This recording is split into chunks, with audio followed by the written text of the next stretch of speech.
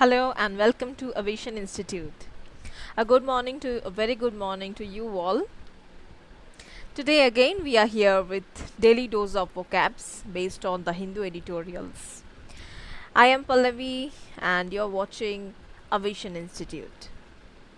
So welcome to our YouTube channel, and like every day we are again here with daily dose of vocabulary based on the Hindu editorials.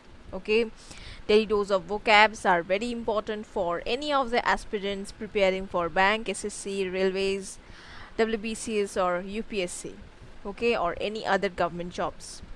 If you are preparing for any other government jobs, then you should follow daily dose of vocabs. Okay, this is very much essential for you. Okay, so without any delay, let us start the class. Let us see what should be our points of discussion for today.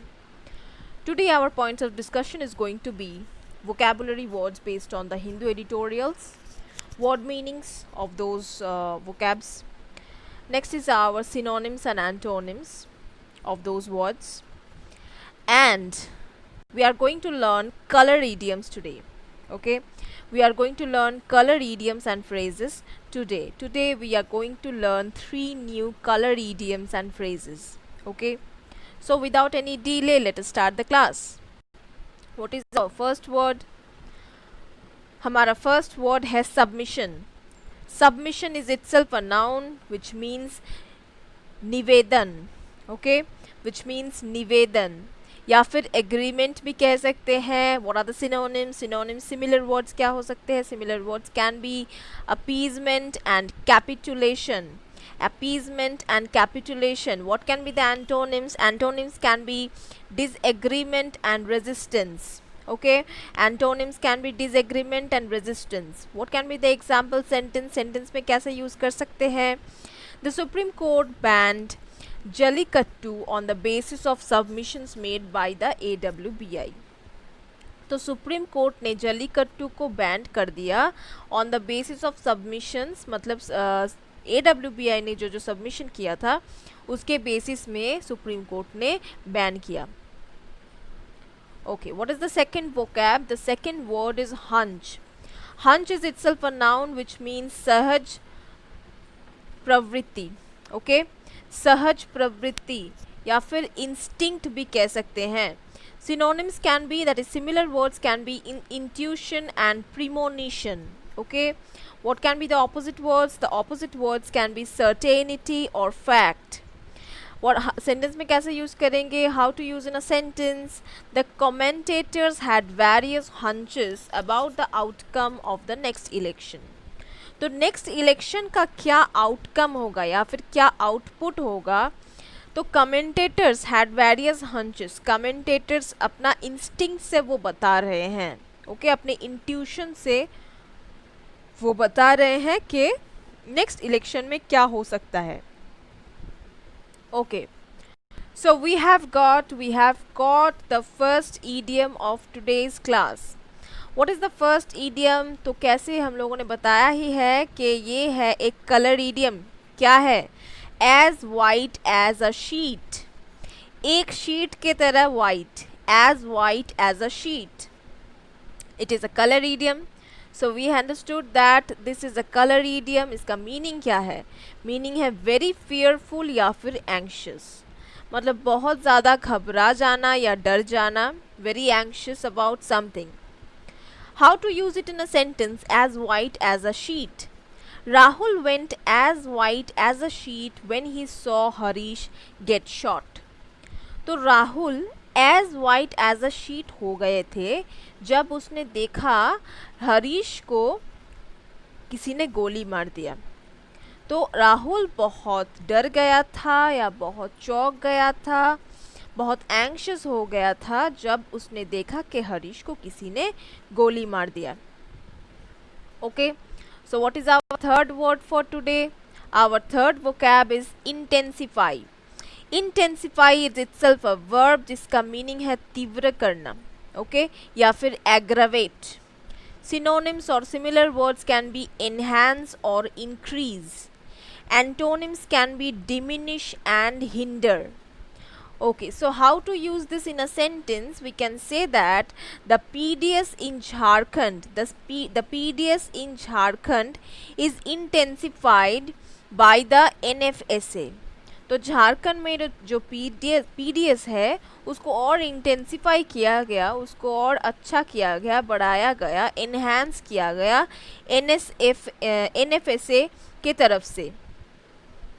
Okay, हमारा fourth word क्या है? हमारा fourth word है disclose. Disclose जो है ये खुद एक वर्ब है जिसका मीनिंग है प्रकट करना. इसको ऐसे भी बोल सकते हैं टू मेक नोन, मतलब सबके सामने लाना. सिनोनिम वर्ड्स क्या हो सकते हैं? सिमिलर वर्ड्स हो सकते हैं डाइवल्ज या फिर expose. Antonyms can B cover या फिर हाइड. सेंटेंस में कैसे यूज़ कर सकते हैं? सेंटेंस में बोल सकते हैं you should not disclose your name here. तो तुमको अपना नाम यहाँ डिस्क्लोज करना नहीं चाहिए. यू शुड नॉट डिस्क्लोज मतलब बताओ मत, सबके सामने मत लाओ. Okay, number 5 is fume. Okay, fume जो है ये खुद एक वर्ब है जिसका मीनिंग है क्रुद्ध होना. ओके, या फिर रेज, बहुत ही ज़्यादा गुस्सा हो जाना. सिनोनिम्स हो सकते हैं सीद या फिर ब्लो अप. ओके, एंटोनिम्स हो सकते हैं बी हैप्पी या फिर बी काम. सेंटेंस में कैसे बोल सकते हैं? The people of the town fumed against the government. तो टाउन के, शहर के जो लोग हैं वो फ्यूम्ड हो गए थे गवर्नमेंट के अगेंस्ट, मतलब बहुत ही ज़्यादा गुस्सा हो गए थे against the government. Okay, so again we have our next idiom. What is our next idiom? ये भी एक कलर ईडियम है. क्या है? Beet red. Okay, beet red. So what is the meaning of beet red? जिसका meaning है embarrassed या फिर angry.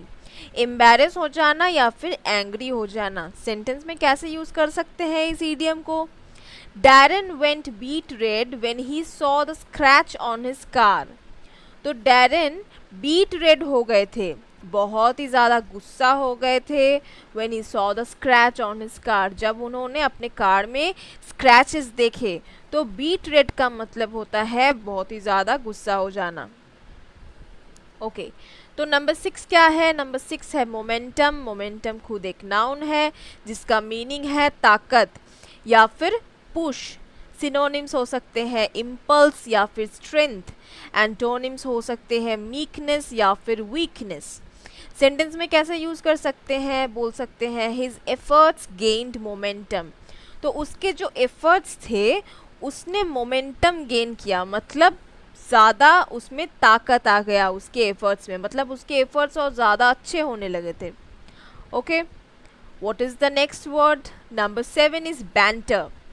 Banter is itself a noun जिसका मीनिंग है मज़ा या फिर यू कैन से फन या फिर you can say chit chat और गॉसिप. ओके, एंटोनिम्स और opposite words can B flattery and praise. Okay, how to use in a sentence? We had a lot of banter in the locker room. तो locker room में बहुत ही ज़्यादा gossip हो रहा था, बहुत ही ज़्यादा बातचीत हो रहा था, गप्पे मार रहे थे सब. ओके, तो लॉकर रूम में ये हो रहा था. What is the next word? Number 8 is heartfelt. Heartfelt खुद एक एडजेक्टिव है जिसका मीनिंग है हार्दिक या फिर सिंसियर भी कह सकते हैं. सिनोनिम या फिर सिमिलर वर्ड्स क्या हो सकते हैं? जेन्युइन या फिर अनएफेक्टेड. ऑपोजिट हो सकते हैं इनसिंसियर या फिर प्रिटेंडेड. सेंटेंस में कैसे यूज़ करेंगे? बोल सकते हैं आई पे माई हार्टफेल्ट रिगार्ड्स टू देम. तो मैंने अपने हार्टफेल्ट रिगार्ड्स दिए उनको, मतलब जो दिल से विशेस है मैंने उनको दिए. Okay, now what is our next idiom and our last third idiom for today? For today it is again a color idiom. What is it? It is black and blue. तो black and blue का meaning क्या है? What is the meaning of black and blue? Black and blue means hurt physically or mentally. किसी को physically या फिर mentally hurt करना या उसको क्षति पहुंचाना, उसको कहते हैं black and blue. कैसे सेंटेंस में यूज़ करेंगे इस idiom को देख लेते हैं. Both during and after the relationship I felt so black and blue. तो रिलेशनशिप में रहते हुए मतलब during, and after the relationship मतलब रिलेशनशिप के बाद मैंने फील किया बहुत ज़्यादा ब्लैक एंड ब्लू, मतलब फिजिकली और मेंटली मैं बहुत हर्ट हो गई थी, रिलेशनशिप पे रहते वक्त भी और रिलेशनशिप के से निकल के आके भी मैं बहुत फिजिकली और मेंटली हर्ट हो गई थी, फिजिकली और मेंटली ब्रोकन हो गई थी. Okay, so what is the what is the next word? Number 9 is snith, which means a verb जिसका meaning है खुलासा करना या फिर reveal. Okay, so snith is a word जिसका meaning है खुलासा करना या फिर reveal. Synonyms इसके हो सकते हैं divulge या फिर evince. Antonyms हो सकते हैं conceal या फिर suppress. सेंटेंस में बोल सकते हैं Ravi is going to snitch the secret. तो रवि सीक्रेट को स्निच करने वाला है, मतलब बताने वाला है सबके सामने या फिर रिवील करने वाला है. Okay, so what is the last word for today? The last word for today is bore. Bore is itself a noun जिसका मीनिंग है असभ्य व्यक्ति. ओके, असभ्य व्यक्ति या फिर you can say a Claude या फिर you can say a barbarian या फिर brute. Okay, what can be the opposite words? Opposite words can be a charmer या फिर enthusiast. Sentence में कैसे बोल सकते हैं? Why do act as a bore? So, what is the meaning of this sentence? कि एक बोर के तरह क्यों एक्ट कर रहे हो, मतलब एक असभ्य व्यक्ति के तरह क्यों एक्ट कर रहे हो तुम.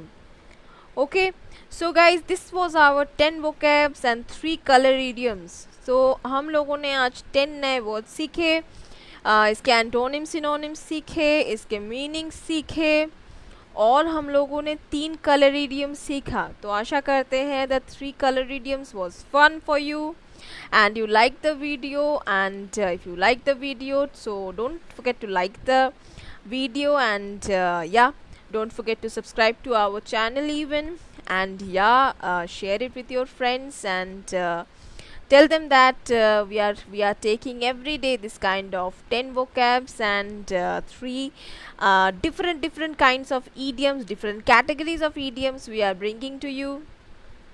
And yes, if you like our sessions, then do watch our sessions regularly and keep liking, keep sharing, keep commenting. I must say, you comment. The comments are very essential for us. Okay, so if you are facing any kind of troubles, or if you want us to modify, or if you want us to update, or if you want us to take the class in a different way, or you want us to add something in our classes, you can comment to us.